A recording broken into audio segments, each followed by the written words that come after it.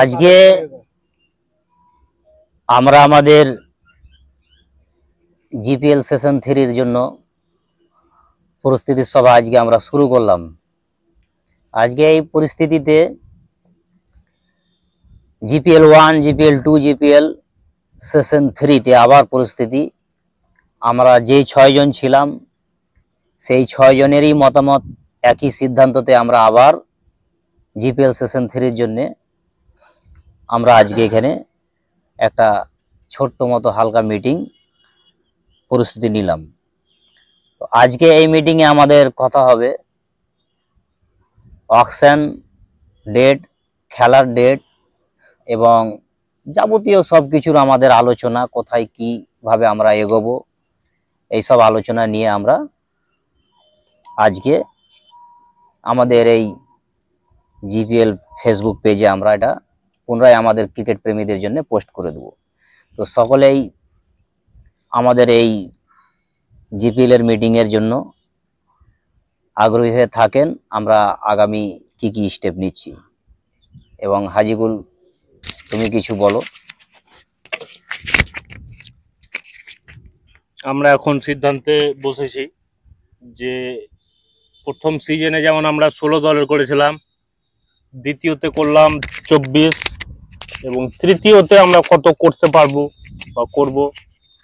আর বিভিন্ন রকমের যেমন অসুবিধা দর্শকদের কাছ থেকে আমরা পেয়েছি, যেমন খেলা দেখার অসুবিধা বা আরও আদার্স আছে, সেগুলো আমরা সংশোধনের দিকে যাব এবং খেলাটা আরও যেন ভালো হয় সেই দিকেই লক্ষ্য রাখবো। তো যাই হোক, আমরা এখনো আলোচনা পর্বে বসেছি, আমাদের লাস্ট সিদ্ধান্ত জানানো হবে অবশ্যই। এবার আমাদের কমিটির মধ্যেই আমাদের আকবরুল কিছু বলছে সেশন 3 এর জন্য। নাও ঢুকবে রে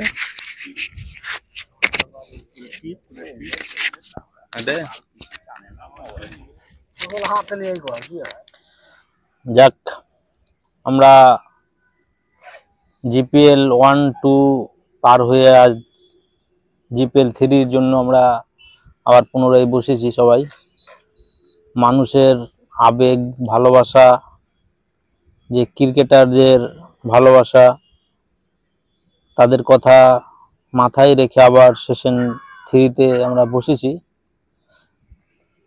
প্রথমে যা সিস্টেম ছিল দ্বিতীয়বারে সেরকমই ছিল। দেখা যাক সেশন 3 তে আমরা কিছু নতুন করব, সেটা আমরা আলোচনার মধ্যে জানিয়ে দেব। আর আপনাদের যে কমেন্টগুলো পেয়েছি সবার কমেন্টই ভালো, গ্রহণযোগ্য। চেষ্টা করব আমরা কতটুকু সফল করতে পারি, দেখা যাক, পরবর্তী নিশ্চয়ই জানিয়ে দেওয়া হবে।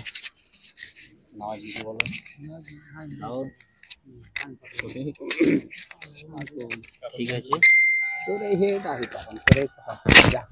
আমরা ভিডিওতে সব জানিয়ে দিলাম, কমেন্ট বক্সে অবশ্যই জানাবে।